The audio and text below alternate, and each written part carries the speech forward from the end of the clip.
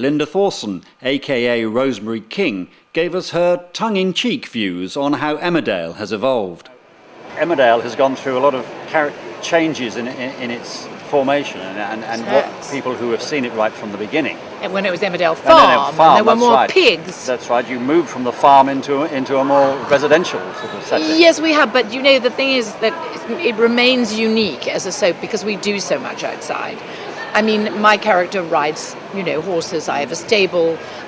We shoot, which is politically very incorrect, and I would never do it myself. The town is outdoors. Like we sit outside the Woolpack, and I think that people in the street, it's a lovely, and the countryside is so beautiful up there. So that makes it different. In that way, it's still like the old place, and we're bringing more pigs back in. I heard. When you first stepped onto the set, was it a change of character for you to have to try and adapt to to what they were portraying on set? No, actually, I brought Rosemary in as a basically fully formed character. She had allegedly lived in Oakwell Hall, her beautiful, huge home, for a long time, which was near the village. And then suddenly she came into village life.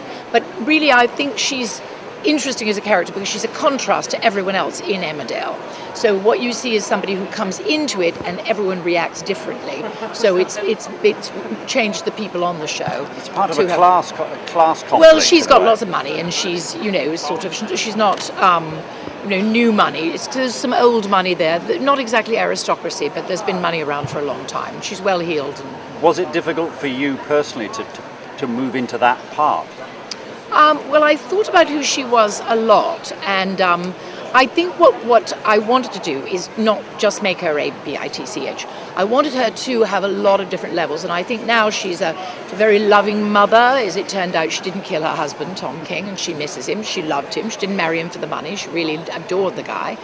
And she tried to be friends with the King brothers, but they didn't want it. They're her stepsons, and she loves her son. She wants her grandchildren, so she has some problems with her daughter-in-law. Also, the backstory is that she was married to a man who was a manic depressive, and so now her daughter-in-law is, and she doesn't think that's right for her son. She doesn't want him to bear that. So I think I came to it with an idea of who she was, and I've tried to hold on to it. Now I'm doing some things that are a bit mean and bitchy, but I don't write the show. I just act in it. When you had to go through the part of your husband dying, yes. Were there several options on the scripts, and were you sort of looking at different options, and then eventually they decided on what you had to play? Well, what we did was we shot 9 different endings. 9 different people killed Tom King, and we went into the big studio, and it was a closed soundstage. Nobody was allowed in, and we all did the murder. And then, as time went on, they decided ultimately who they would make the murderer. But all the betting was on me, having done it. No idea why, because I adored him. But of course it turned out to be Carl, his favourite son. And it was odd because you couldn't really quite feel triumphant about finding out, because you felt so sorry for Carl because it was a mistake. He didn't really mean to push him out the window. But Carl killed the postman as well. So Carl has killed other people and he's still in the village, There are a lot of murderers running around Emerdale village. When you step outside from the set and you're actually living a real life, yes, do you get people, even friends perhaps, who try and engage you about the part you played and think you're still playing it? Well, I have to say that who killed Tom King, I mean, people, my friends, my family, people came up with cash to give me money saying, just tell us, because the betting went up to like £250,000 or something. But no, I think that we must differentiate between the artist and his art, I mean, I'm not even remotely like Rosemary, although when you play a character, even as I did play Tara King, you're chosen, like something like the Avengers, because of what you bring to it. So when you're playing a long-running character, you do bring yourself to it. But once you know who you're playing, you just, the camera rolls and you click into it. Is it easy then to step out of the character? You're talking about Tara King. I mean, there are similarities in the characters you play. So well, there must become some there shouldn't be. I mean, I could suddenly be a really kind of ditzy blonde, and I could be talking to you like that, and I could just say, "Oh, hi, Francis. Hello, darling. My friends are all here," and I could just be like that. I played Adelaide in Guys and Dolls. Can you do that at the click of a finger? Of course, that's what actors do. They do. I mean, I'm not even British. I'm American. I mean, I'm Canadian, so, I'm from Toronto. And so when I'm in Toronto, this is how I sound. I sound like a Canadian, a Canuck. But now I'm in England, so I sound like this. That's right. With the divine Patrick Macnee. Avengers was a trailblazing. It was trailblazing. It was just, almost the advent of television. That's how old I am.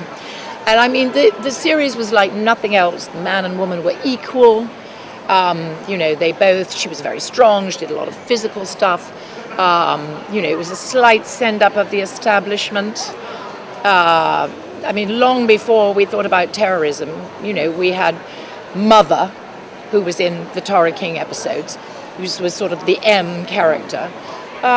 So it was just also in those days, honestly, we took 2 weeks to shoot an hour of television. It was all on film, all my episodes were in colour. The attention to detail, the kind of directors, every actor wanted to be in the Avengers. So we had the most wonderful actors.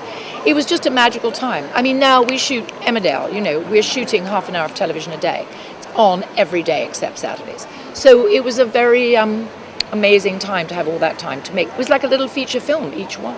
But the Avengers, there was always an element, an undertow element of mystery and unpredictability. Absolutely, the scripts were incredible. And it sort of blazed a trail in that direction in television production. Well, it did.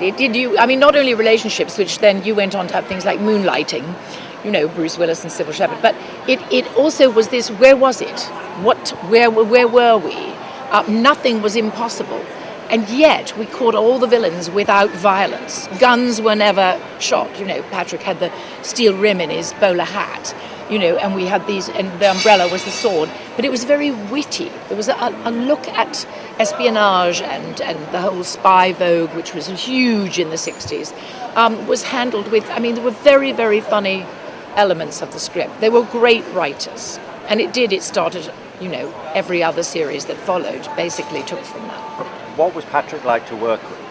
He was a darling. By the time I came into the series, he'd worked with Ian Hendry, then Honor Blackman, then Diana Rigg, and he really wasn't that keen to stay on at that point. But he did, and he fully came into it. He taught me so much. He is a gentleman. He has the most amazing sartorial presence, except, you want to know a secret? In real life, he's a nudist. Yes! He frequents nudist beaches. He lives in Palm Springs with his lovely wife, Barbara.